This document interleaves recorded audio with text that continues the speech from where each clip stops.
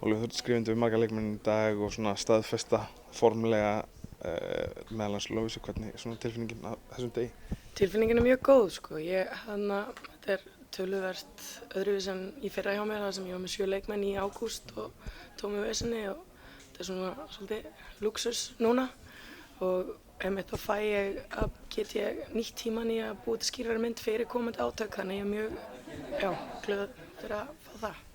Þið náttúrulega endið síðast tímabili í raun og veru á góðum nótum. Þinn kjarni fær að klára tímabilið og þau spila bara þrjusur vel. Eitthvað sem hægt er að byggja kannski á svona eftir að Haukja? Algjörlega, við bara, þessar stelpur, þær eru bara svo duglegar, þær eru með virkilega gott vinnusiðferði. Þú veist, þær algjörlega vilja hafa allt á hreinu, leggja sér fram og eru bara jákvæðar og góðar. Þú veist, það eru bara allar stefna sama verkefni og ég er bara tilbúin að byggja á því og búa til þennan kúltúr þar sem við erum stöndum saman og erum tilbúin að berjast.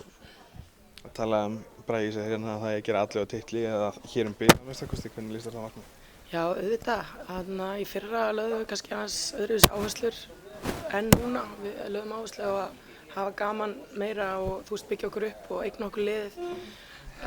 Ég tel okkur hafa gert það núna og við áttum í mörgum svona jöfnum leikjum og ég tel að hugarfarið mitt kannski haft áhrif á að við töpuðum jöfnum leikjum og framlýningum. Þannig að núna erum við bara að taka hugarfarið, þú veist, við erum að fara að vinna, leggja okkur fram og lærum af, þú veist, mistökum á öðru.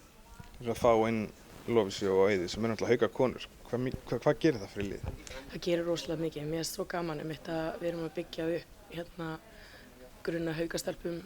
Eða Margrét og Bríett eru svona þær sem koma utan en þær fitta svo vel inn í hópinn og Eva hefur áður spilað með Haukum. Þannig að ég tel bara að liðið mitt vera virkilega vel mannað og já, bara er líklegt til titils. Nú er 5 ár síðan að Lovísa spilaði hérna, hvað getur þú gefið okkur sem hafa kannski ekki fylgst nægilega með hvernig leikmaður hún er og hvernig hún fitt inn í íslenska boltann?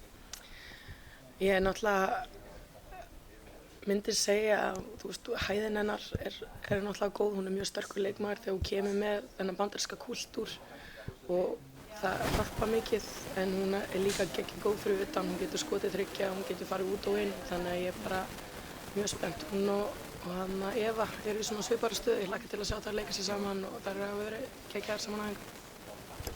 Takk hérlega.